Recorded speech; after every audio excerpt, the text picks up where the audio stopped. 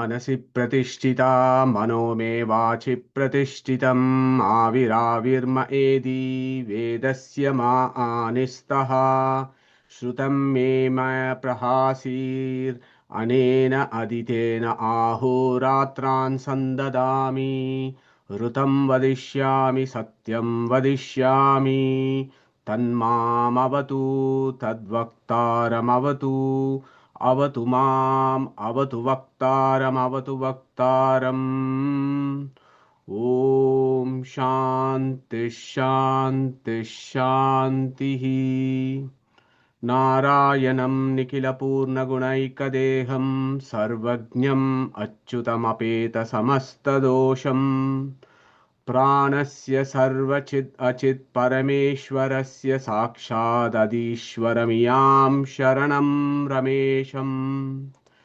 So, good morning everyone, and good afternoon and good evening for Satsangis who have joined for part 6 of today's Satsang. There is a small typo there. We are part 6. We have been doing Aitareya Upanishad Chintana for about 1.5 months now. We've started on the 5th of January and we are making slow but steady progress. So, always think about the rishis for the Aitareya Upanishad or the Maha-Aitareya Upanishad or Mahabhuti as it's called. Mahidasa Aitareya, who is Vishnurahasya Paramatma's himself, he is avatar of Vishnu himself, as we have seen. Rama, Chaturmukha Brahma, Mukhya Prana, and all the acharyas who have given the commentaries on the Aitareya Upanishad. The Devata for this Upanishad, of course, is Mahidasa Aitareya himself, who is none other than Vishnu's avatara, and then Akaranamaka Paramatma is the Devata as well. So Akaranamaka Paramatma, Aitareya, Vishnu, they are all one and the same. So the chandas for this, as we know, the chandas is whenever we get the riks, we will pick up on the chandas, but mostly it is in prose. Then, of course, we have also had a brief overview of what the Aitareya Upanishad actually talks about. Okay, so the key ideas of the key message of Aitareya Upanishad is Vishnurahasya, the glories of Vishnu. That is what this Upanishad is all about. It's talking about the glories of Vishnu, and in doing so, it captures various vidyas, various teachings within the Aitareya Upanishad of the Rig Veda. It talks about the glories of Lord's creation. It talks about the Sarva Shabda Vachyatva of Brahman, as how all the names, words, sounds, everything is a glorification of Paramatma. It spends a lot of time giving us the philosophy of the Brihati Sahasra, which is part of the Mahavrata Yajna that is done in the Rig Veda. And of course, there are specific contemplations like the Ukta Vidya, Prana Vidya, and so on. So the Ukta Vidya will be our next kanda, and hopefully we will be able to touch Ukta Vidya today. We'll make our pravesha into the Ukta Vidya, maybe even pick at least 1 or 2 words of the Ukta Vidya. Okay, and then there are other ideas like Ardhanari, Narayana, etymology of the name Vishnu itself, the Vyuha form of Vishnu, the glories of Vayu Tattva, and other topics which are all part of the Mahaitareya Upanishad. And just always good to summarize, Srimad Acharya has given us that this Aitareya Upanishad comes in the Aitareya Aranyaka portion. There are two Pragatakas, 9 Adhyayas. Okay, so where are we at this point? So we are right at the beginning. We are currently doing first Adhyaya, first Kanda, first paragraph. And this has been going on for 6 weeks because there is so much of knowledge, so much of philosophy that is packed in these verses. As our gurus teach us, Chadayanti iti chandamsi. So we have to break open the words within the Vedas to understand the knowledge that it is giving us, because this is a Guhya Shastra. It is a secretive philosophy, and one needs to work hard to understand it. And that, in essence, Aitareya Upanishad captures that. So before we go into the verse proper, again, I want to do my a Shastanga Namaskara to Ananteshwara temple in Udupi, where our Srimad Acharya always gave, Bhashyas, always gave his Upanyasa and Bhashyas on Aitareya Upanishad. And we've all been there last year, and we have had a silent contemplation in this place where Srimad Acharya sat and gave his Bhashya on Aitareya Upanishad to his Sishyas. So on that note, let's directly go into the verse. Harihi Om. Yesha pantaha, etat karma, etat brahma, etat satyam, tasmat na pramadyet, tanna atiyat, nahi atyayan purve, ye atyayan te parababuhu. Taduktam rishina, prajaha tisro, atyayam yiyur, nyanya arkam abhito vivishre, बृहत्ततस्तौ भुवनेष्वन्तः पवमानो हरित आविवेशेति प्रजाः तीस्रो अत्यायमायुरिति यावैता इमाः प्रजाः तीस्रो अत्यायमायं तानि इमानि वयांसि वङ्गावगदाश्च ईरपादाः न्यन्या अर्कम् अभितो विविश्रे इति ता इमाः प्रजाः अर्कम् अभितो निविष्टा इममेव अग्निं बृहत्ततस्तौ भुवनेष्वन्तः रिति अदवु एव बृहत् भुवनेष्वन्तः असाव आदित्यः पवमानो हरित आविवेशेति वायुरेव पवमानो दिशो हरित आविष्टः. So this is the first kanda that we have been navigating at a glacial speed. We have been crawling along these verses, taking each word and understanding the etymology of it, and thereby understanding the philosophy of it. So we have spent the last 2 weeks actually understanding quite in detail about Prajaha Tisro Atyayam Iyur Nyanya Arkam Abhito Vivishre Brihatta Tastau. So we've been looking at that Rig Veda mantra of the 8th mandala, 101 Rik, 101 Sukta, 14th Rik, seen by Jamadagni Rishi, but originally by our Hayagriva Namaka Paramatma, who actually teaches this to Chaturmukha Brahma. And of course, our Jamadagni Rishi sees this mantra in the Rig Veda. So we have been doing the 3 guys who actually surpass Brahman. So this we have done enough. Yeah, we have discussed quite a lot about those souls that actually surpass Brahman, the souls that forget Brahman, or souls that forget Vishnu. They forget Vishnu, they don't care about Vishnu, and more importantly, they surpass him. They think that there is somebody else who is superior to Vishnu, or even worse, they themselves think they are God. Okay, so these guys are very clearly described in Aitareya Upanishad and in the Rig Veda. Jamadagni has seen it. Prajaha Tisro Atyayam. There are 3 categories of soul that surpass Brahman. Who are these fellows? Vayamsi Vangavagadashta Irapadaha. So we have done this, as I said, quite elaborately. And Srimad Acharya, in his Aitareya Upanishad Bhashya, has said, who are these 3 souls, 3 categories of souls that surpass him? Pishachakaha, Rakshasaha, Asuraha. Okay, Asuraha. So these are the 3 categories of souls that surpass him. So we understood that Vayamsi is Pishachakas, Vangavagadas are the Rakshasas, and Irapadaha are the Asuras. And there is a gradation among the evil souls, as stated in the Aitareya Upanishad and by Jamadagni in the Rig Veda. So what are the categories? So your Pishachakahas are the level 1. Your Rakshasas are level 2. And the worst form of souls that exist outside are the Asuras. And these, our Aitareya Upanishad tells them as Irapadaha. So who are these Asuras? A classic explanation, a classic example of an Asura is our Hiranyakashipu. I've just given him as an example. Hiranyakashipu types of souls are the worst ones. They are the level 3. And in Srimad Bhagavatam we know, and we have done this before and always worth remembering. Mad anyaha ishvaraha kaha is what Hiranyakashipu said. I am God, guys. Who else is greater than me? I am the Ishvara. Is there anybody else beyond me? That was his approach. I am God. That is the Asuras. And what happened to him? We know what happened to him with Narasimha coming and taking him for a task. Okay. And I am never tired of reminding ourselves as to how this Narasimha is celebrated by Srimad Acharya in his Mayavada Kandana. Narasimho Akila Ajnana Matha Dvanta Divakaraha Jayati. Amita Sajnana Shukashakti Payonidhi. I bow down to this Narasimha who has come about to eradicate those Ajnana Matas, those philosophies that are full of ignorance that think I am God.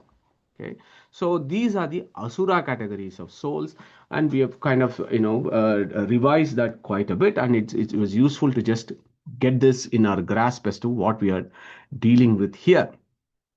So these categories of souls, as described in Rig Veda and in the Aitareya Upanishad, is actually a Vedic philosophy. Okay, because what is the destinations of these fellows? Okay, so the destinations of these categories of souls, Rig Veda talks about ye atyayan te parababuhu. As Aitareya Upanishad says, these guys, these evil souls, what is their destination?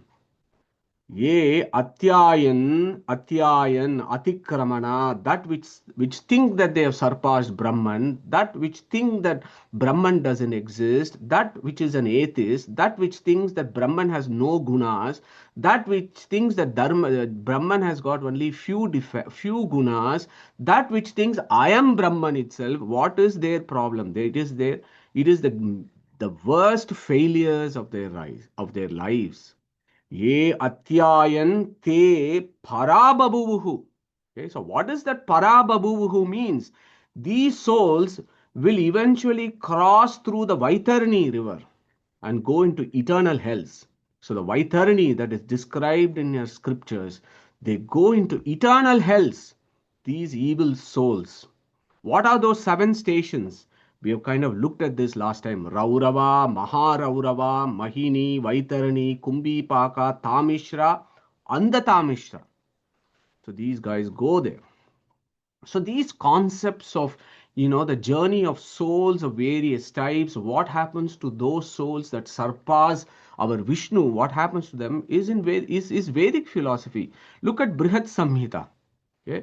Martya Adamas Tamastastu Daitya Rakshasha Pishachakaha Swarupa Bhuta Vidveshadarau Gachanti Te Tamaha. Okay, so these are all, we can only get all these informations from our scriptures, and our scriptures are clear about the destinations of these types of souls. So what we can do from our own perspective is, when we are out there in this wide world, we can judge for ourselves who are these evil souls, and there are lots of those in the modern times, and how do they fit into these categories. Okay, so this is what we have done so far. So there are the ones that the tamo yogyas who go through Vaitarani and then they go into these eternal hells. And we also have looked at this also. This samsara is like a classroom. We are all here writing an examination. The Tattvabhimani Devatas are the invigilators. And after the examination, what happens? We go into after the examination really means the end of Brahmakalpa. That is, this Chaturmukha Brahma's lifetime comes to an end. Then there is the Mahapralaya, where all the souls go back to Brahman's womb. Okay. And then, before the next creation, the souls then make way to their respective destinations. So the evidence for all this comes from Katha Upanishad and Mundaka Upanishad, which we have dealt with in great detail. So the souls, the Tamo Yogyas, what happens to them? They go to the eternal hells. Then the Nitya Samsarins, the ones that are indifferent to Brahman, the ones that they're just materialists, charvakas, just carrying on with their pleasure-seeking lives that they lead. So these guys go through endless cycles of samsara. They keep staying in the same classroom, these guys. That is the material world. They just keep going round and round in circles. So these are the Nitya Samsarins. Then there are the Mukti Yogyas. So what happens to them? They cross over to the transempirical plane by crossing the Viraja.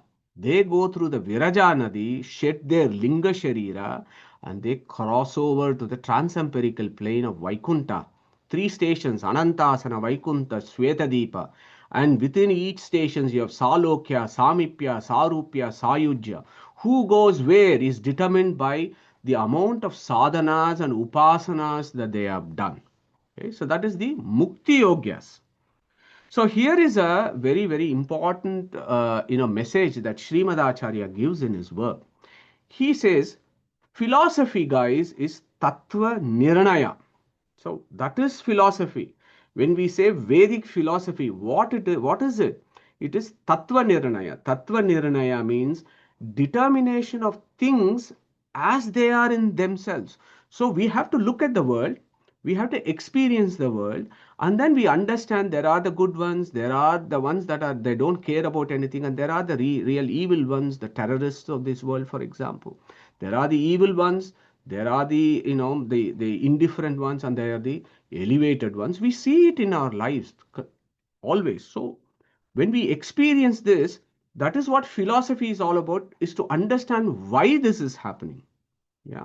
So it cannot be some self-hypothesized utopian idea of idealism, of saying that this is what all say, for example, all souls are beautiful, all souls are great. That is a very utopian idea, but we are not seeing it in our lives. So we need to ask that question. This is what Srimad Acharya does, gives a practical philosophy of life and see the world as it is and understand why this samsara is like this. So as you know, he said in Pramana Lakshana, we have done this before, Yatartam Pramanam, Tad Dvividam, Kevalam Anupramanam cha.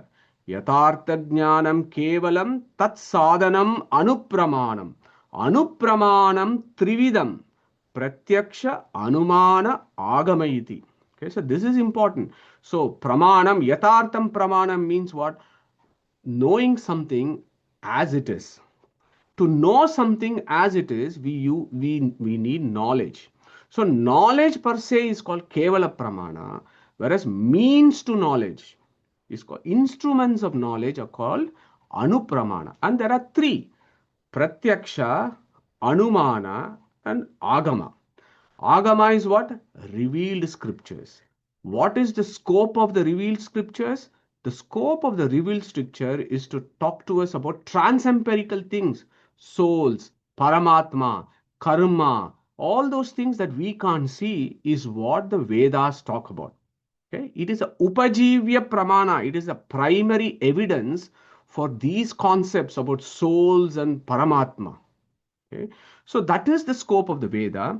And here we have an Apaurusheya Veda of Aitareya Upanishad, of the Aitareya Aranyaka, part of the Rig Veda, talks about these categories of souls.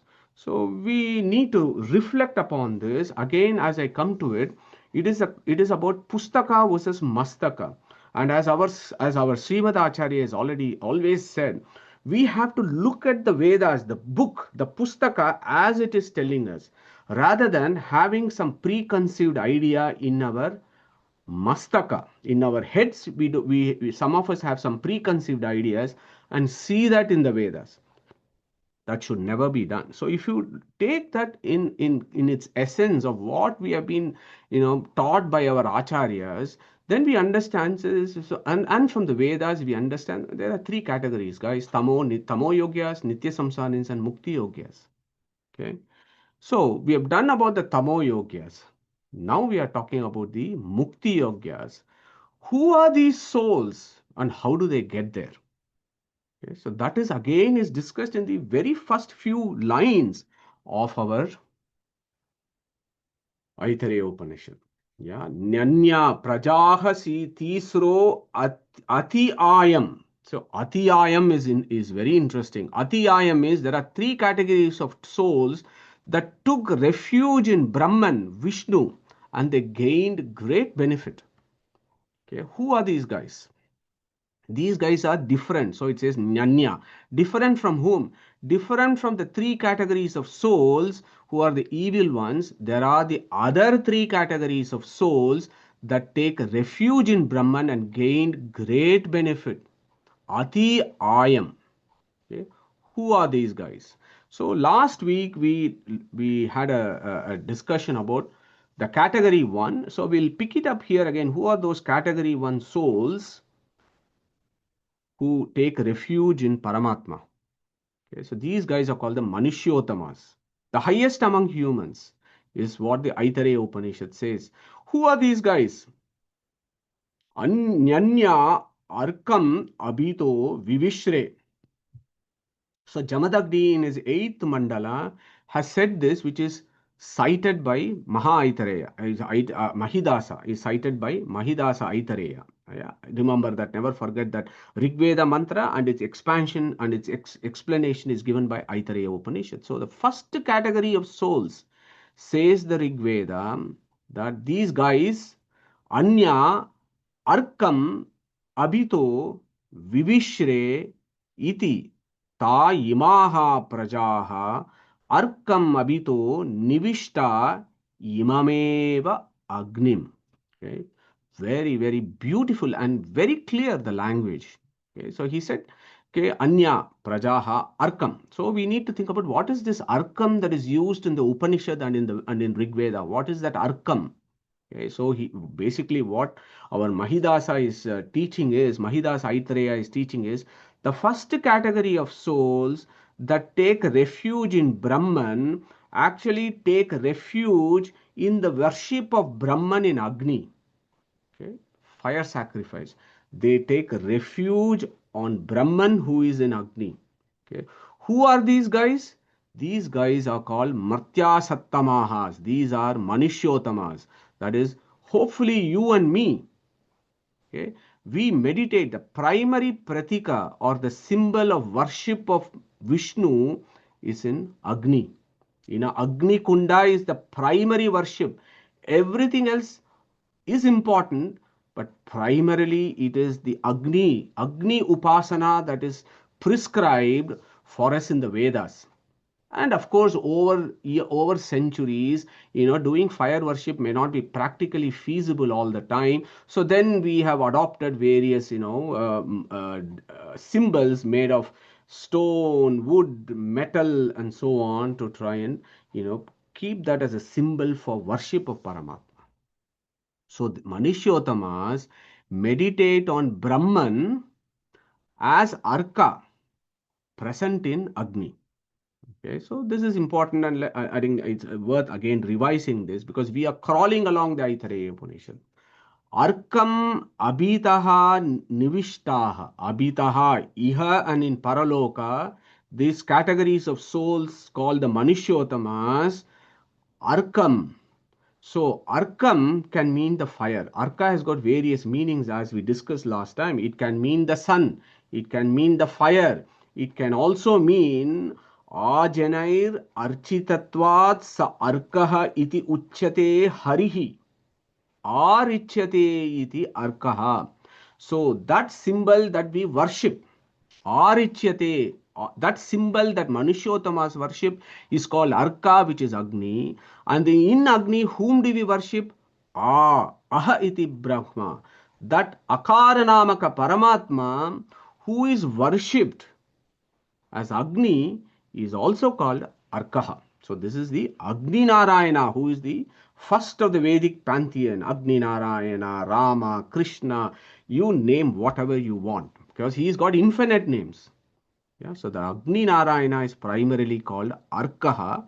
And of course, our Rig Veda, Agni Sukta, we have done this. The very first word of Rig Veda, the very first word spoken by any human documented in any of human civilization is Agni.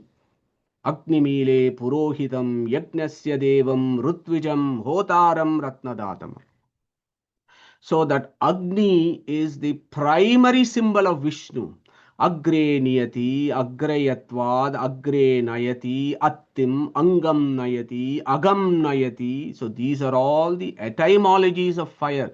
For God's sake, we should never think that we are just worshipping a material fire. Okay?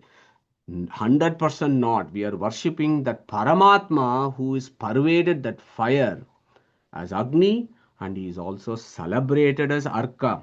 So our Aitareya says that is the first category of souls that take refuge in me. How do they take refuge in me? by actually seeing me in the fire sacrifice of the various fire sacrifices that happen.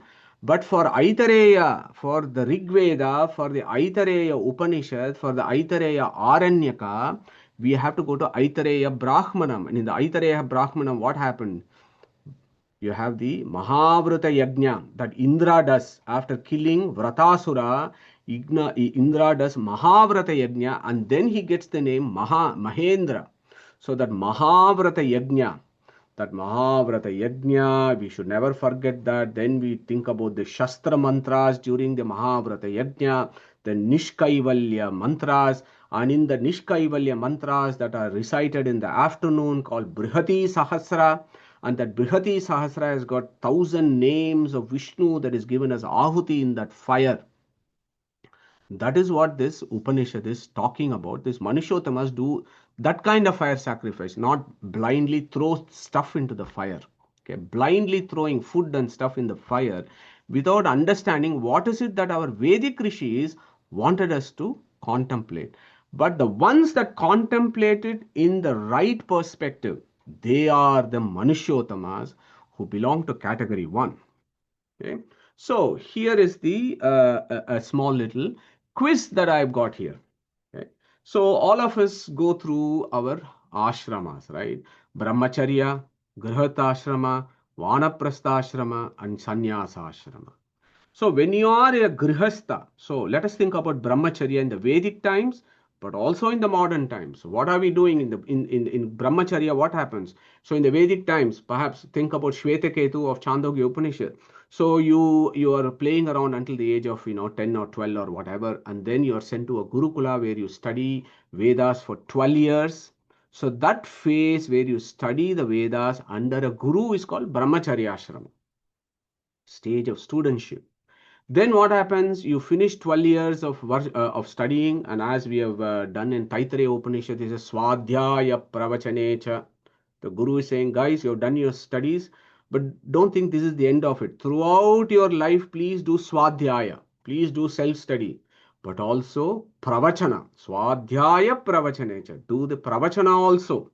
So when these boys who are 24 years of age, then they come back home and they get married and they become grihasthas. That is the stage of a householder. So the previous slide we spoke about the Manishyotamas who are doing Agni Upasana of seeing Narayana in the Agni. Agni Narayana in the Agni. These are the grihasthas, the grihastha Brahmacharyas technically don't do fire sacrifice. Grihasthas do fire sacrifice. Okay, here is a quick question. What is this fire sacrifice the the grihasthas have to do? Ideally at sunrise and sunset. We don't, of course, many of us don't do it. But this is what the Vedic prescription is. So which particular sacrifice is this? So who is going to answer this? Agnihotra. Beautiful, Shilaji. Thank you so much. That is the Agnihotra that you have to do as a grihastha ashram. So you will do Agnihotra morning, afternoon, but also run your affairs of life, bring up children, send them to school, and run a samsara, and you will reach a stage in your life where you'll say, okay, I've done my bit. Now I'm going to go into more of the adhyatma, and I'm going to contemplate more. So you become a vanaprastha, and perhaps you may go to an ashrama, and you may study, Vedic texts. Yeah, the text called the Aranyakas that you may want to study to know more about Paramatma, our position in this universe, where have we come from, and all those bigger questions you may want to ask. Then, as you are studying the Vanaprastha, as you are studying the Aranyaka text, then you may reach a stage where you say, look, yes, I've understood. Now I really want to become a sannyasi. I want to go into sannyasa ashrama, a stage of renunciation where I want to completely focus on the scriptural studies and how do I make progress? How do I navigate my journey as a soul in this universe and go into deep contemplations of the Upanishads and so on. So that is the sannyasa ashrama. Okay, so as I said, in Manishyottamas, Agni Upasana is mandatory. So, whether we like it or not, in some form or the other, Most of us, in fact, all of us in this satsang are grihasthas. So my plea is at some point think about this Agni Upasana. Maybe it is lighting a candle or a deepa in your puja room. That itself is Agni. So think about that Agni, that Narayana who is pervading that Agni. If you can do the Agni Hotra. Okay, so we tried as a group here in Nottingham, we try to do our Agni Hotra whenever we meet. Yeah, as a team we do agnihotras, but running a busy other lives, sometimes it's not possible, but at least that the deepa that you light at home, think about an agni upasana there. Okay, so here is an interesting point. There are some folks, okay, so if you are a purist, you need to think about this problem. There are some folks who seem to be moving directly from brahmacharya to sannyasa without going through grihastha and doing agnihotra, agni upasana. Okay, how is this happening? How can we reconcile this? Do we have to say that from what our Aitareya has said about agni upasana as the category of souls and mandatory?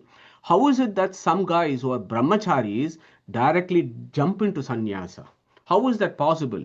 Is there an answer to that? Anybody wants to take a view on this?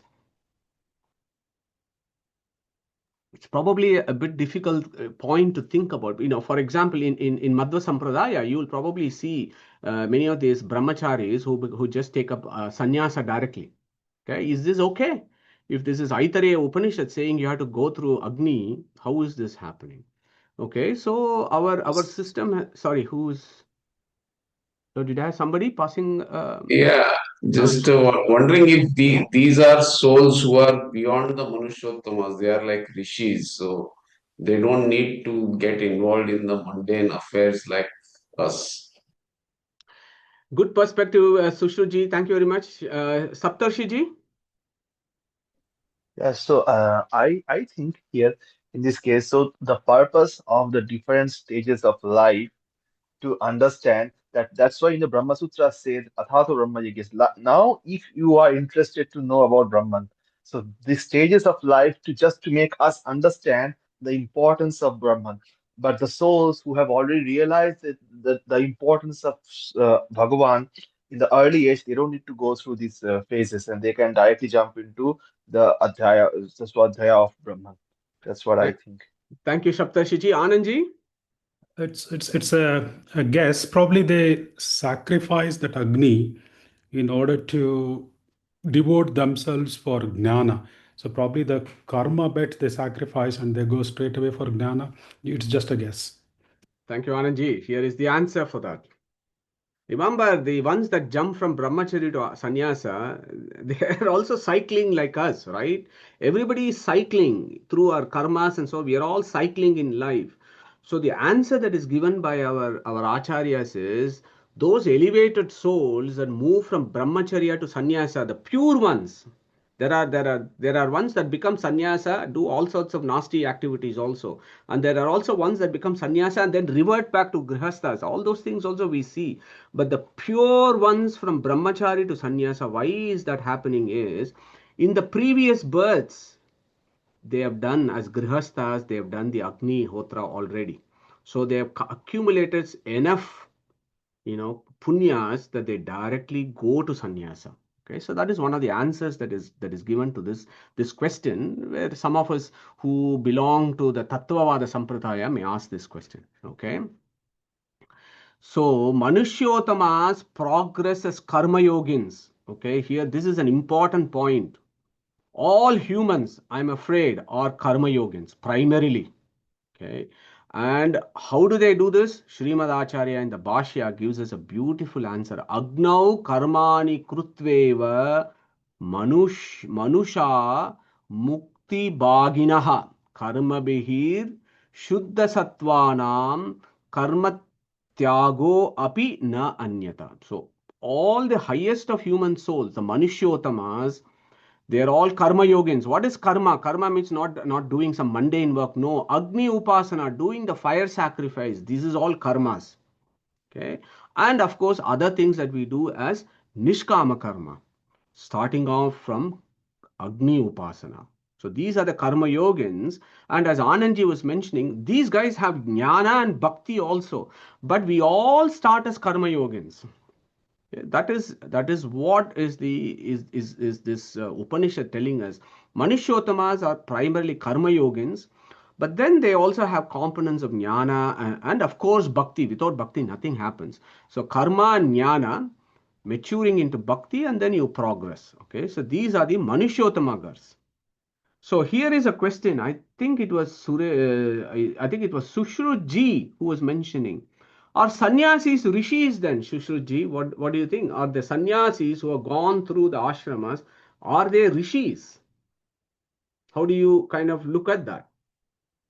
Rishis are technically the ones who can see the Vedas, isn't it, or intuit them. So I don't think all sannyasis are rishis. So that is not correct. Thank you, Sushruji. Perfect answer, because that is what Aitareya goes next. He says, guys, I've given you the first category of souls who do Agni Upasana because they are on this Mrityu Loka called Earth, and in Earth, the highest form of worship of Brahman is in Agni, and these guys do that.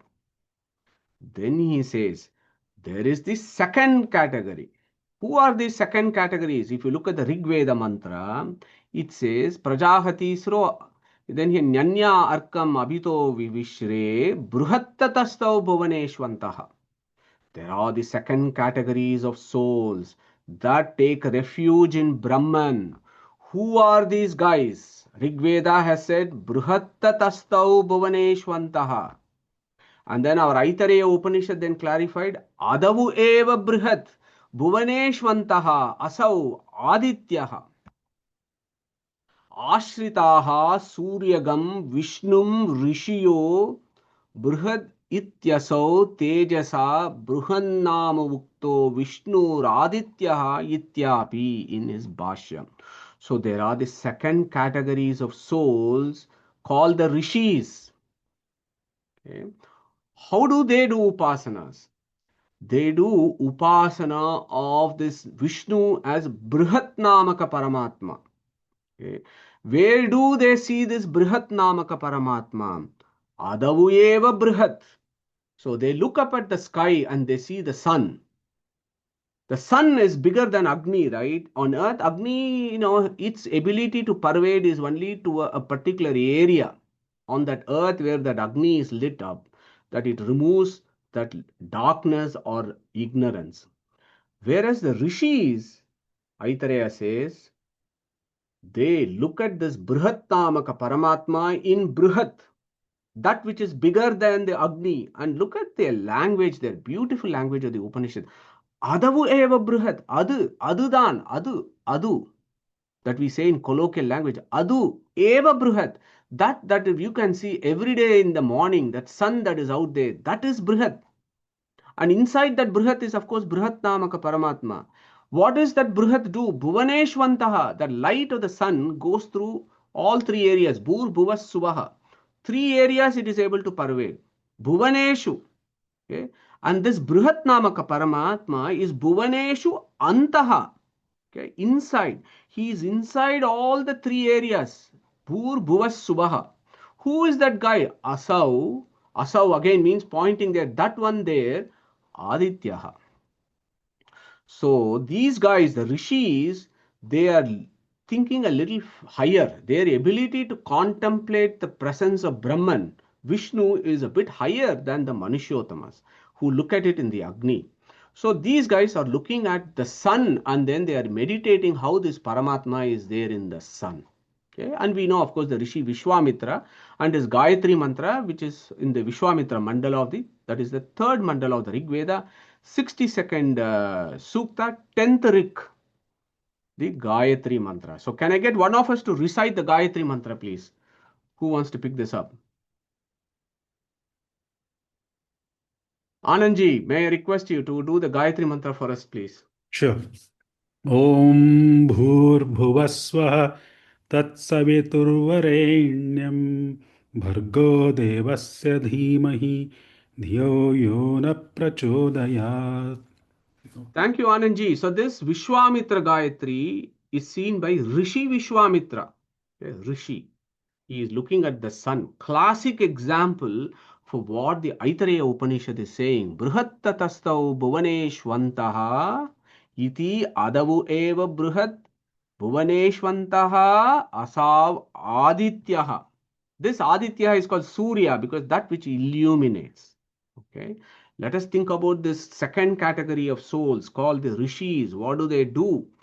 Asau Adityaha. They see that Aditya and they see Narayana in that Aditya, not just the material sun. They are seeing something bigger than that in that sun, the Adityaha.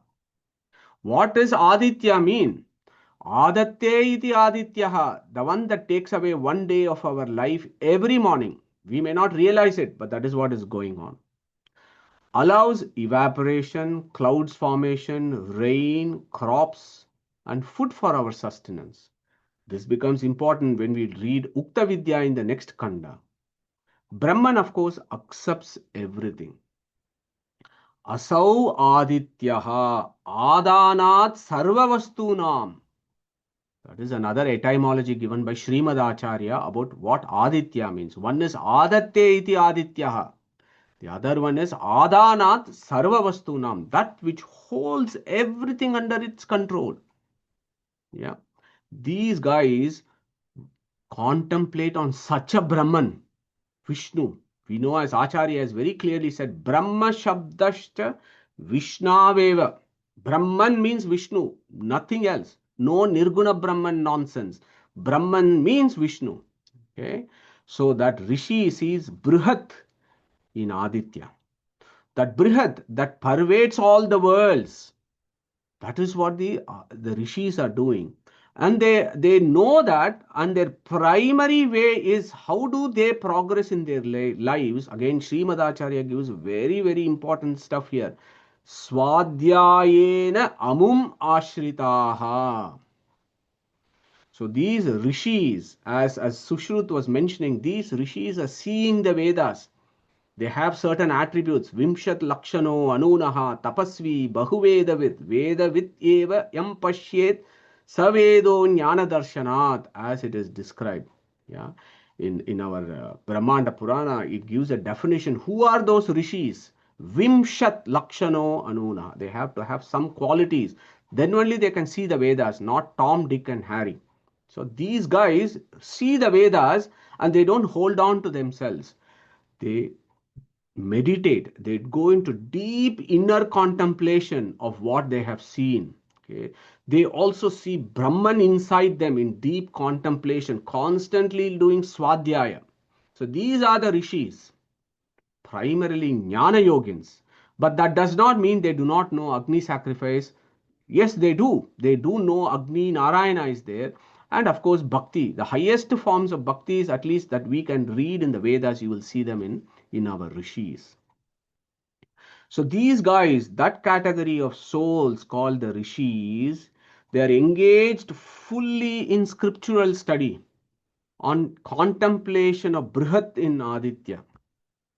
Okay, so that is what these rishis do. Okay, and here is an important point, that we have to be eternally grateful to our rishis, not the modern day fake rishis with self-made beards and running around. Not those rishis. The rishis of the Vedic times, who saw the Vedic mantras, contemplated on them, went into deep meditation, and they gave the knowledge to others. So in that sense, all of us are descendants of rishis and are always indebted to them. Okay, so we have to think about and do a Shashtanga Namaskara to our rishis. Okay, this is what the system of Gotra is all about. We may not have realized this when we go to the temple. Oh, what is your Gotra? Haritasa Gotra. What is your Gotra? Gautama Gotra. We just say that. Okay, but the whole idea about what is this Gotra is, and even the etymology of Gotra is important and interesting. That is for another day. But Gotra means what? Descendant of a great rishi. Okay, who is what? Bhuvaneshwantaha, who saw that Brihat in rishis. Who are these guys? We know many of the such rishis: Kashyapa, Atri, Vasishta, Vishwamitra, Gautama, Haritasa, Bharadwaja. All those names will be very familiar for your Gotras. Okay. descendants of rishis who are primarily jnana yogins. Manushyottamas are primarily karma yogins, whereas the rishis are primarily jnana yogins, but of course they do karma, of course they have higher levels of bhakti than the Manushyottamas. So that is the second category of souls that our Aitareya is explaining in Aitareya Upanishad. Okay. Now comes the most beautiful and the most perfect upasana. Pavamano harita avivesheti Rigveda. There are the third category of souls. Aitareya is telling to others and through others to us. There are the third category of souls. Pavamano harita avivesheti. Pavamano haritaha avivesheti vayureva pavamano disho harita avishtaha. Aitareya Upanishad. Okay. So the words are all very clear. Yeah. Sometimes some folks don't even think about these. And what is that the Aitareya is saying here? He's saying there is the third category of souls whose worship is the perfect. Okay. What is that worship? Pavamano harita avivesheti vayureva pavamanaha. Okay. Pavamana. Look at that word pavamana. Pava plus mana. Mana means bliss. Pava, pavitra, that which makes us pure, that which makes us pure, that which makes us pavitra is pava. What makes us pure? Knowledge. Correct knowledge about Paramatma only can make us pure, and Paramatma only ultimately can make us pure. So, in that sense, Pavamana means two things. That guy who gives the right knowledge and makes us pure, and Paramatma himself, and gives us our self-realization, which is the experience of our own inherent or innate bliss. Okay, so the word pavamana becomes very important. And the word vayu, va, aya, u, va means strength, aya means knowledge, u, utkrishta, highest, vayu, sreshtaha, vaya, bandhane, that which holds everything together. We are all very, today we have just recited that verse from chapter 7, just before our Upanishad sang, mattaha parataram na anyadasti kanch. Mayi sarvamidam protam sutre maniganaiva. That sutra, okay, that is Pavamana, who is Paramatma himself. Pavamana is also the Pranatattva, Vayu Tattva, Vayu, Vayate, Vam, Ayus. There are so many etymologies of that. So what Aitareya is saying, that there is a category of souls that actually sees Pavamana in Vayu. Okay, so let's think about this. It's an important concept. Disho harita avishtaha. Disho harita avishtaha. Disha means directions. Haritaha means pervaded. Avishtaha means inside. He is in all directions. He is all pervasive. Who is all pervasive? Our Brahman, Bruhanto hi asmin gunaha, our Paramatma, our Vishnu, Vishal Vyapto, Vishnu is the one that is all pervasive. He is entered in all direction. So in that sense, this guy, when the Upanishad says Disho Harita Avishtaha, it is our Vishnu. Who is that? Pavamana. Disho Harita Avishtaha is also our Vayu, Pranatattva, whose influence is everywhere. Okay, beyond Bhur Bhuvaswaha, up to Satya of the material plane is Vayu's influence. Satyaloka, of course, is only Chaturmukha, and Vayu's area is called Satya, like Satyaloka. So from Satya to all the world systems, that is the 14 petals of Chaturmukha Brahma, is where Vayu's influence is. Everywhere in the material world. Disho Harita Avishtaha. And of course, we know Vayu Kurma and Vishnu Kurma. So this Vayu or Prana Tattva, whose Antaryamin is Narayana. Inside this Prana Tattva is Narayana. So both these guys take the name Pavamana. Both these guys also take the name Vayu. Okay. Yeah. Samsarat Pavayitva Yan Mahanande Minotyayam Pavamanas Tato Vishnur Vyapyaha Sarvasu Dikshucha. Upanishad Bhashya of Srimad Acharya. Very, very clear. So, what essentially the Aitareya is saying is there are this third category of souls that actually worship this Paramatma who is everywhere, all pervasive. They are able to comprehend Paramatma as an all pervasive being. You and I, we cannot. Okay, it's a fact. We need a symbol like an Agni to meditate, or the rishis need a symbol like Surya, which is in Bhurbhuva Suvaha. Whereas there is the third category of souls who worship Brahman who is present everywhere, and more importantly, meditation of Paramatma as present in Prana Tattva. Look at Katha Upanishad and Mundaka Upanishad, which is again very popular for us. Hamsas Suchishat, Vasu Antarikshasat, Hota Vedishat, and so on. Hamsaha Suchishat. Hamsanamaka Paramatma is in Suchi. Suchi Sat. Sat means Sidati. Sat Suchi is the pure, the Pavamana, the Prana Tattva is called Suchi. Hamsaha is Hamsanamaka Paramatma who is in Suchi, says our Yama to Nachiketa in Katha Upanishad. And of course, in Mundaka Upanishad, you have a very famous verse. Sa Veda Etat Paramam Brahmadama. So these rishis know what? That the greatest Dhamma of Paramam is this Vayu Tattva. Okay. Se Veda Etat Paramam Brahmadama. Who are these guys? Okay. So these guys are called the Devas, the Devatas. Devatas worship Brahman present in Prana Tattva, whose influence is everywhere, and that Brahman is everywhere. So, this Tattva Abhimani Devatas, the Devata category of souls, they worship Brahman as all pervasive. Manishyottamas worship Brahman in a limited symbol like Agni. Rishis, intermediate category, whereas the Devatas, that Brahman is all pervasive.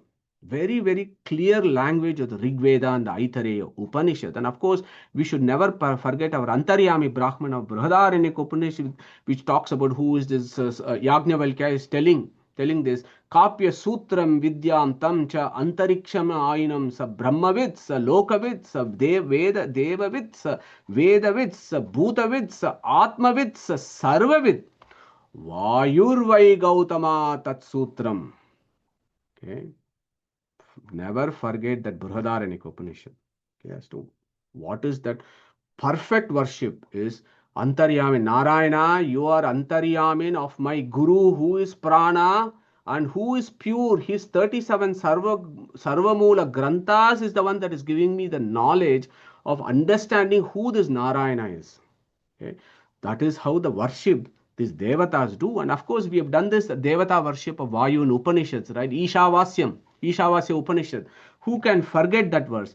Vayuranilam Amrutam Ataidang Basmantam Shariram Om Krato Smara Krutam Smara Krato Smara Krutam Smara Vayuhu Anilam Amrutam. This Vayu is Anila. Anila means Akaranamaka, Paramatma's Nila. He is this Vayu. That is why this Hanumanta's poses that he opens up and Rama comes up. Okay. And again in Shat Prashna Upanishad, there is a Pranastuti or Vayustuti of the Upanishads that you go and check out. There is Keno Upanishad, Chandogya Upanishad, Brihadaranyaka Upanishad, Aitareya Upanishad, Namaste Vayoho, Tvameva Pratyaksham Brahmasi. Shanno Mitraha, Sham Varunaha, Shanno Bhavati Aryama, Shanno Indro Brihaspatihi, Shanno Vishnu Urukramaha, Namo Brahmane, Namaste Vayoho, Tvameva Pratyaksham Brahmasi. So all these upasanas, they talk about this. Pavamano Harita Avivesheti. Who are these guys? Tattvabhimani Devatas. Okay. So when we do the samanvaya of actually putting all these great ideas of our Rig Veda, of our Aitareya Upanishad, we get a clear view of what is the journey of souls that happens. And we did this in our previous Upanishad, when we did Keno Upanishad, when we also did Mundaka Upanishad, we looked at this types of the journey of the various types of Aparoksha Jnanins, as described in Veda Vyasa and Brahma Sutra, Utkranti Pada and Marga Pada of the fourth Adhyaya. So how do these guys, so you and me, who are we? Let's assume we are Matya Sattamas, we are Manishottamas. We may be, we don't know, but that is what we have to go and find out by our own self-realization and our own journey as to who are we? Okay, what type of souls are we? If we have been doing satsang for 6 years now, every Sunday, some satsang talking about Veda and Upanishad, I would like to think that Paramatma has somehow graced us that we are doing it because we are probably, better type of souls. I would like to think so, but I may be wrong. So, what happens to the Martya Sattamas, which are the Manishyottamas? So, these guys are called as what? Pratikalambanas. They are dependent on symbols. What are those symbols? Primarily Agni, as described in Aitareya Upanishad. But in the modern times, that symbol might have expanded to other forms of deities that we worship. That is fine, but we are all still Pratikalambanas. What happens to us once our karmic imprints are gone? We will take the Devayana path, which we have looked at very in great detail when we did Mundaka Upanishad. So we will go to Surya Loka, then we go to Satya Loka, and then hang out with our Chaturmukha Brahma and Vayu and wait for the next Brahma, next creation to happen.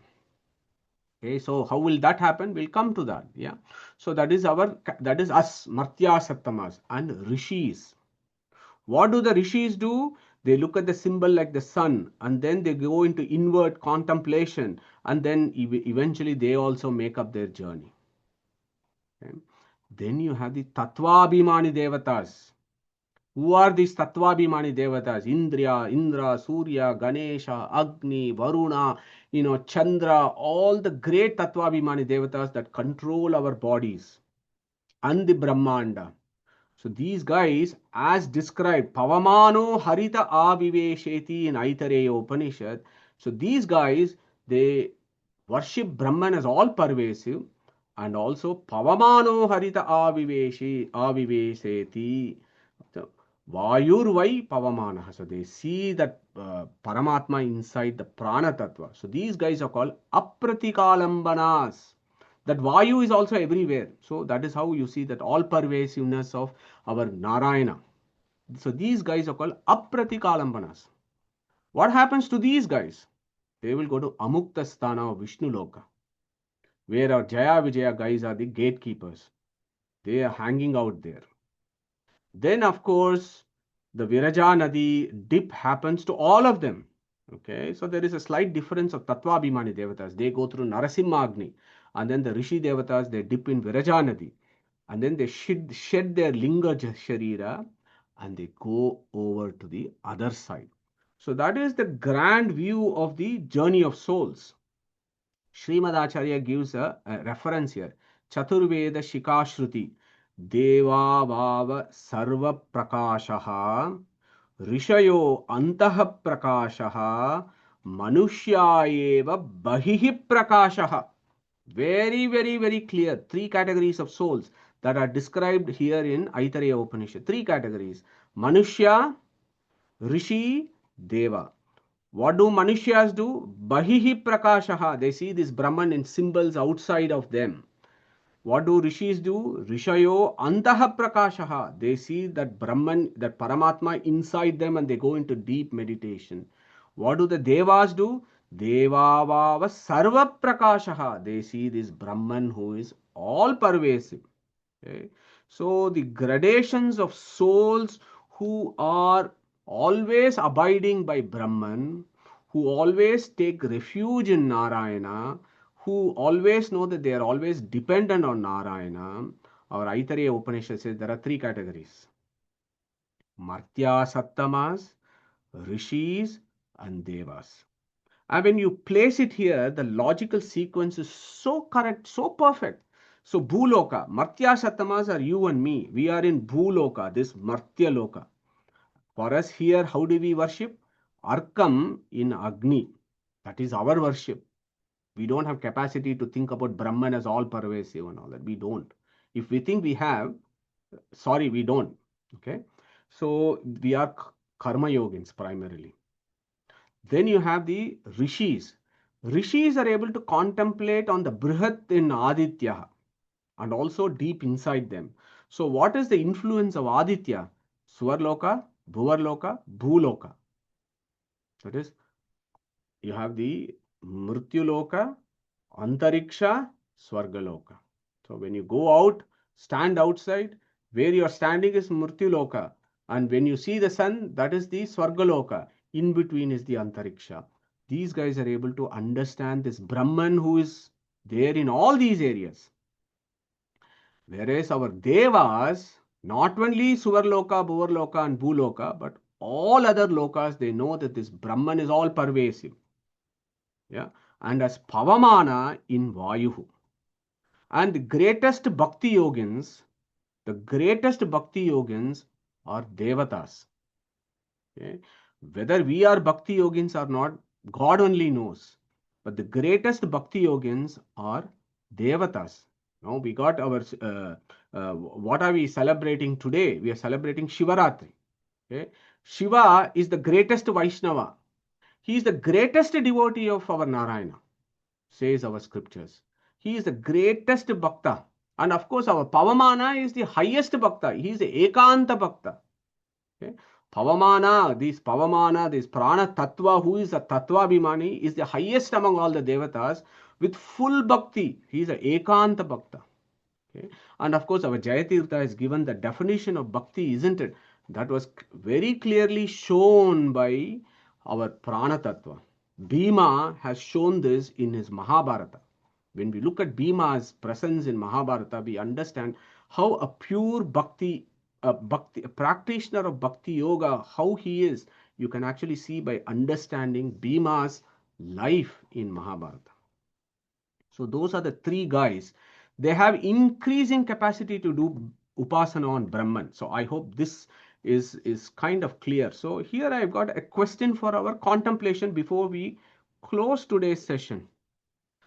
So if these types of souls have increasing capacity to do upasana on Brahman, then the question is, what is the benefit of doing such increased upasana? Okay, what is the benefit of increasing capacity to do upasana? So who wants to kind of pick this up as an idea to expand? Why do we have these various types of souls and each one doing different capacity of upasana of Brahman? For what sake? Why do they have to do it? Who wants to take this one? Yeah. Rita, you go for it, and then I'll come to Anand. It's bliss in mukti will be more by doing more upasana. Fantastic, Nita ji. Anand ji. It's the same, a higher intensity of bliss in moksha, in liberation. Fantastic answer. So both of you got this right, because it does take us to this fundamental issue of Vedic philosophy. We got about 10 minutes before we finish this. Fundamental views of Vedic philosophy. Do all souls experience the same intensity of bliss and moksha? Okay, so forget about folks who don't even know that there is something called Vaikuntha, that there is something called transempirical plane. These fellows are so engrossed in the mundane material world. We are not even interested in them. We are interested in the Adhyatmavadins who think about souls. Do they experience the same intensity of bliss? Anybody wants to come here? What do we think? Do they experience the same intensity of bliss? Do we agree with what Neetaji and Anandji has said? Any contradictory views, or do you want to rebut that? Okay, thank you. So let's think about this problem. As we said in the very first slide, we are all writing this exam in this classroom, okay? Are all students given the same marks in an examination? This is a very simple analogy. You go and write an examination. Do all of them get 100%? No. Basic fact. Similarly, this samsara where we are journeying as souls is an examination, and if we pass this examination, we get a result. What is that mark? That bliss is our pass, okay? If the bliss of liberation is equal to all, how does it encourage anyone to do more good deeds? Since all would gain equal intensity of bliss, though difference in the effort for liberation. Think about that problem. Okay, this is what Srimad Acharya is asking us. Think about this. Aitareya has said there are three categories of souls that abide by Brahman, and they do some big upasanas. If everybody gets the same bliss in liberation, why somebody has to do more effort? Why somebody does very little effort? How can they all be given as the same bliss? So when there is difference in spiritual sadhana, there is bound to be gradation in the fruit of bliss as well. We may agree, we may not disagree. Here is another way of looking at this. You got jivas, you and me. There are one folks, okay, we know which category of souls they belong to. They say Jiva and Brahman are the same. And that Brahman is called Nirguna Brahman, who is attributeless. Okay. Nirguna Brahman is not an experiencer. Kartru karma viroda. Okay. Many of our monastic friends have forgotten their own philosophy. Okay. Nirguna Brahman is not an experiencer. So he cannot experience bliss. Okay. So then they said, no, he doesn't experience bliss. He is bliss himself. If Nirguna Brahman is bliss himself, then that entity cannot be Nirguna Brahman because bliss is an attribute. No answer. Okay. Then you have another category, another view of looking at this. Souls are subatomic. They are infinite in number. They are similar in Swarupa. There is only difference in numbers. Their differences is only due to their karmas, but inherently all souls are the same. Very nice view. I would love to accept that view. Very utopian view. All jivas in moksha experience the same intensity of bliss, irrespective of their efforts in samsara. And here is a bigger claim. The bliss of jiva and Brahman are the same in moksha. Okay. There is a big problem with this view. They say there is differences only due to their karmas. Souls are all the same swarupa, but because they do different karmas, they appear to be different, but their bliss are the same. They had forgotten the sutra, Adrishta Niyamat. What is the origin of karma? How did one soul take the left turn in a T junction, whereas another soul took the right turn in a T junction on the road? What made them to do so? They have failed to look at this problem in a greater detail, which Srimad Acharya has done in Adrishta Niyamat, Jiva Swabhava, Anadi Karma, Purushakya Prayatna.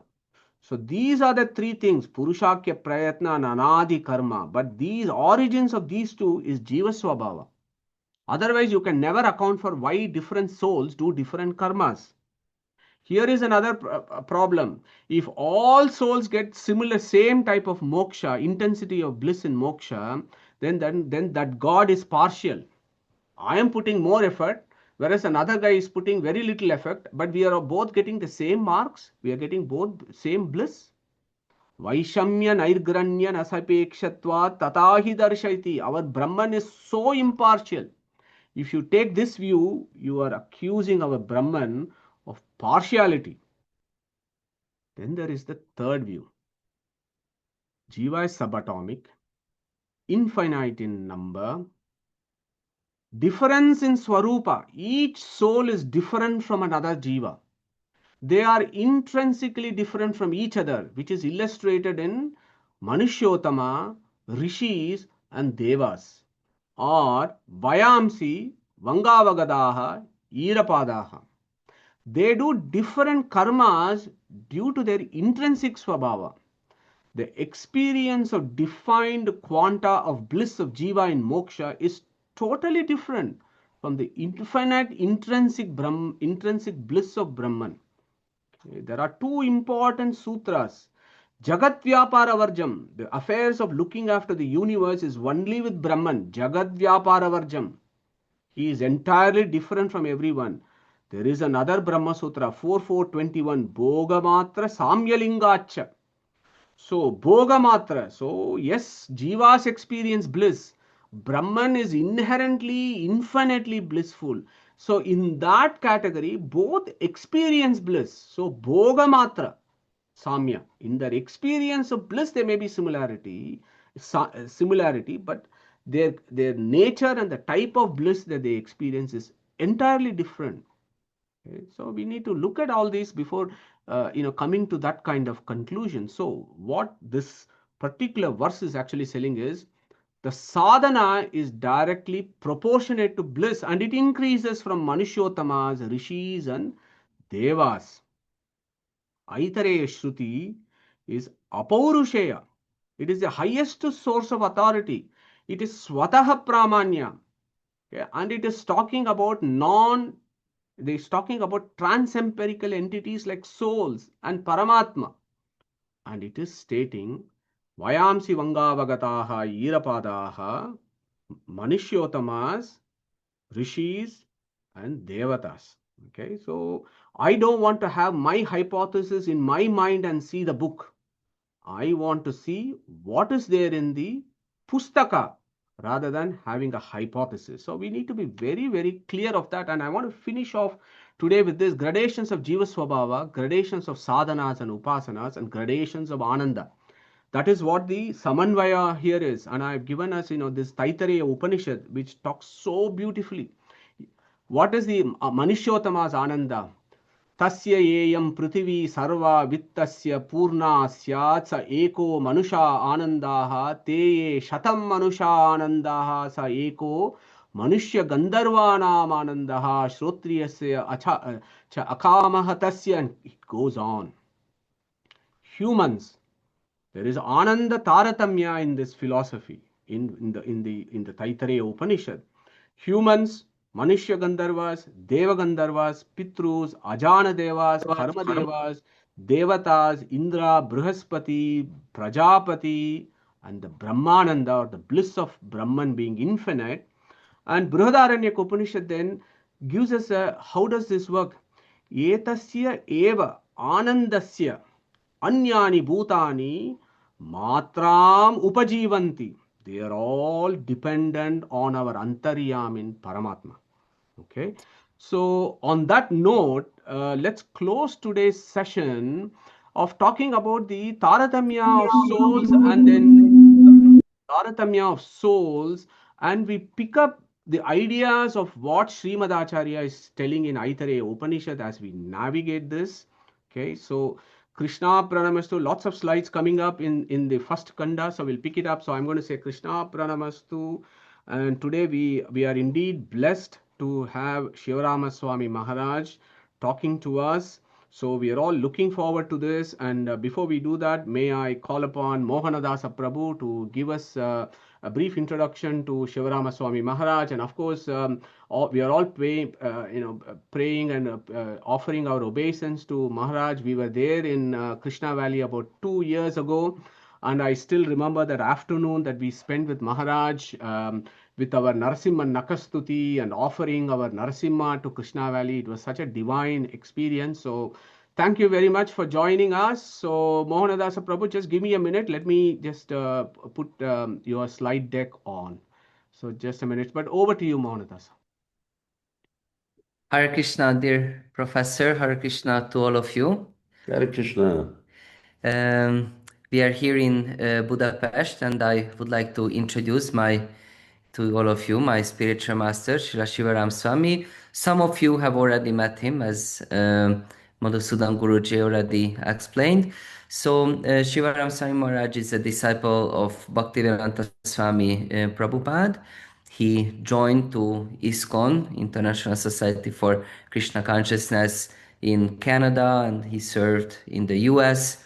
And then he was leading the ISKCON community of the UK for 25 years.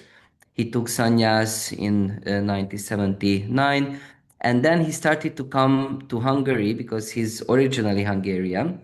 So he started to come 1987, and basically he found, or he managed the Hungarian ISKCON community. And so under his leadership, so many amazing projects realized. We have beautiful temple in Budapest. We have the Bhaktivedanta College, which is national accredited university for Vaishnava studies. We have Flourishing Food for Life that your kind community has sponsored for a long time. Year after year, you kindly helped that project. And we have book distribution, over 5 million of copies of books have been distributed over the last 30 plus years under Maharaj's guidance. And of course, he's a very active writer. He wrote over 30 volumes of beautiful books about Krishna's pastimes and philosophy and Vedic knowledge. And maybe his greatest work is Krishna Valley, which is most sustainable eco farm in Europe, 600 acres, beautiful self-sufficient farm community, where we have, of course, Radha Krishna deities and 300 devotees in the community. We have Gurukul, we have 25,000 guests per year, and he will speak more about that. So it's my honor to introduce him to all of you.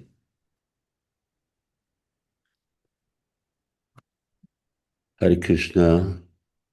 Thank you very much, Mohan ji. And allow me to offer my respects to my Guru Maharaj before I speak. Namo Vishnu Padaya Krishna Prasthaya Bhutale Srimati Bhakti Vedanta Swamini Namane Namaste Saraswati Devi Gauravani Pracharine Nirvishesha Shunyavadi Pasratadi Shatarini Shri Krishna Chaitanya Prabhu Nityananda Shri Advaita Gadadhar Shiva Shri Gaura Bhakti Vrinda Hare Krishna Krishna Krishna Hare Hare Hare Ram Ram Hare Hare.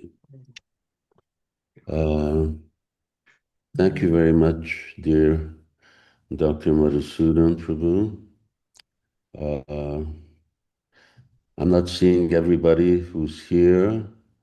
Doctor, how many devotees are present? So Maharaj, today we have about 23 who have come here, and some of whom you might recognize from our visit 2 years ago. So may I call upon all of us to switch on our video, please, but keep muted.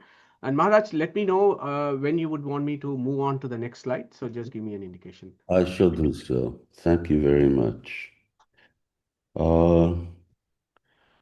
I believe that you've given us a little time at the conclusion of your pravachan. And here, of course, what everyone's seeing is a picture of my spiritual master, A.C. Bhaktivedanta Swami Prabhupada, who is the founder Acharya of the Krishna consciousness movement, and of course, who spread the teachings of Chaitanya Mahaprabhu and Lord Krishna all over the world in a period of 12 years. So, next slide is here, as Mohan Prabhu said, is Krishna Valley. What you see is slightly more than Krishna Valley. You're seeing a good portion of what is called the Balaton Lake District. In fact, in the background, there's Lake Balaton, which is one of the biggest lakes in Europe. But down to the bottom, to your right, there you see Krishna Valley, which is about 300 hectares times 2.4 makes about 850 acres. And it's always regularly growing, developing. Srila Prabhupada had wanted us to show the principles of self-sufficiency so that we could feed ourselves, we could educate our children, show the principle of Go Raksha, cow protection, and actually how to, in his words, practice simple living and high thinking. In the center over there of that ring is our temple, our mandir, where we have the deities of Radha Shama Sundar. And so we go to the next slide. And here is Radha Sham, along with we have down at the bottom right is our Govardhan Shila, Govardhan Lal, and bottom left is Chaitanya Mahaprabhu, Radha Krishna Nahi Anya. And everything that you see within the construction and decoration, paintings in Krishna Valley is all done by our local artisans. Next slide. Even these pavilions we have made. One of the services that Krishna Valley renders is that we are serving as a holy place, as a replica of Vrindavan. The difference is that it's spotless clean, it's quiet, and I think you've experienced that when you were there.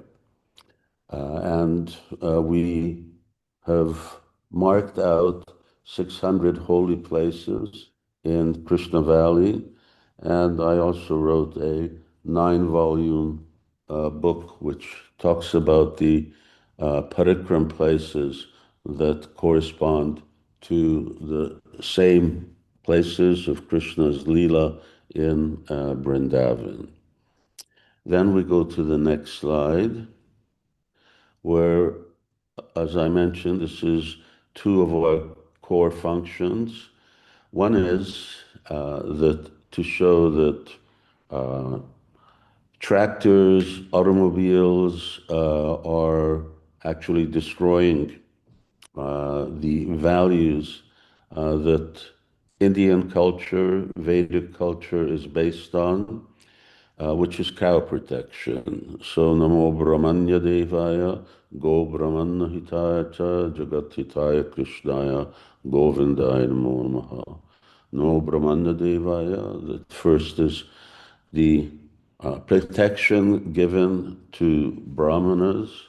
Namo Brahmanya Devaya, Go Brahmana, and the protection of cows. And of course, cows doesn't just mean the female part, but the male counterpart, which means oxen. And then we have one bull.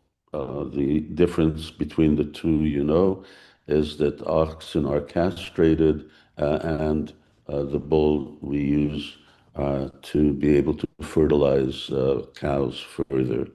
And of course, here the bulls are working their own fodder, and our aspiration is that in due course of time, all of the mechanical work that's being done in Krishna Valley can be fulfilled by our bulls.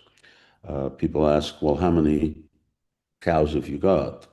So we say about 65 or so, which is not a very big herd. The problem is not having the cows multiply, and then you get generally 50-50% between the cows and the bulls.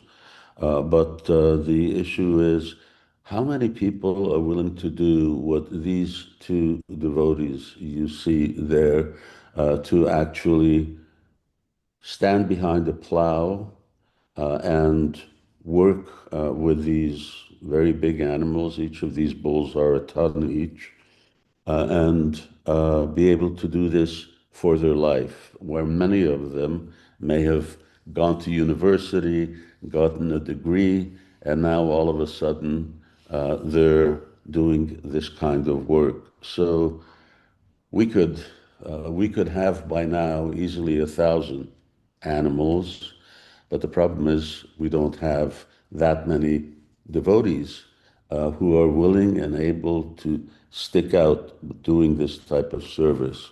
So if any of you over there want to come, I don't know how many of you are adept at milking cows, And I know most of you are all doctors, but how many of you can work a team of bulls? How many of you can milk cows and feed them? So come to Krishna Valley for a couple of weeks or a month, and we'll fit you right into the program. Let's go to the next slide. And these are children. These are children who are born there. What you see here are about 5, 6-year-old children. Now, you ask them to quote verses from Bhagavad Gita. You can ask them a very simple question. Who are you? And they will tell you, Jivera Swarupoy Nityera Krishna Das, is that I am Krishna's eternal servant. And they'll also tell you that, and I'm not this body, I'm spirit soul. Unfortunately, this is not taught in the world today. Generally speaking, people don't know the most fundamental thing, fundamental aspect of real knowledge. Who are you? Que ami? Who am I? And of course, people don't really care. But anyway, we're not here about philosophy, but we also want to teach them this way of life. And you can see they're very enthusiastic in harvesting our wheat. This is our summer wheat is being harvested, or at least we're harvesting in July. And this is actually our Harvest Day festival. We have a big festival for that. And the next slide. This is one of the holy places, specifically that white pavilion in the center is a memorial to His Divine Grace. And we established that on the 100th year of his birth, 1996. And this water here is one of the two lakes which we have actually created, both dug out, and then we have our own natural flowing water. Without water, nothing really works.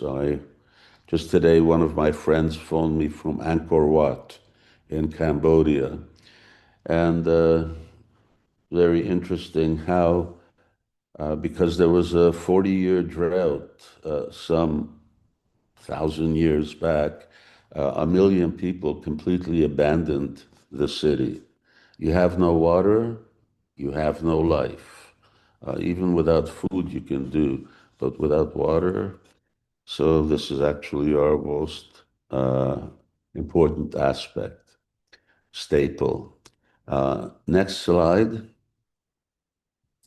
And here are some of the activities that take place in this, what we call a Bucu, that's in Hungarian, and it's open house. We have about 10,000 people coming over the weekend. You can see that these are all, or at least 95% of these guests are all Hungarians. Krishna Valley is known throughout Hungary, from the lowest to the highest strata of society.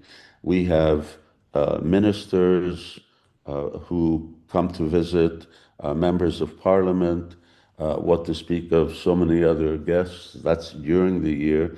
And even just last year, the prime minister's wife was also there during the summer, stayed there for a whole day. And she was a friend of one of Mohan's friends, who is one of the high court judges in Hungary. Okay, now we're getting up to the next slide and the substance of Krishna Valley. What you see here is the Krishna Valley Health Center. This is a architectural plan that's here. The health center is to the left, to the right is both the entrance, and at the same time, this is where our energy comes from, namely actually our heating. The health center is meant to serve the devotees who live there in Krishna Valley. There's 150 so devotees living there. In the village next door, which is 2 kilometers away, there's another 150 devotees. And of course, here in Budapest and around Hungary, we have tens of thousands of devotees. So the purpose of this health center is to be able to provide basic health care, and really basic, because we're not going to be performing any type of operations over here, and also as a hospice, so that there's a nice sattvic facility for devotees to leave their bodies, because that's something that's happening right now, even as we speak. We have devotees from all over the country who do not want to leave their bodies in hospitals, which are generally quite unfriendly places. And I mean, you all have experiences of that. I don't know who designs hospitals, but seems like they've never been in one, because they're quite unfriendly places. And to be able to also give basic health care. And this is a real opportunity for all of you, if sometimes you may want to come and sort of take a break here and come do a little service. You're all welcome. The next slide shows the from the side what this looks like. It's 600 square meter building, and everything here is based on what Krishna Valley provides.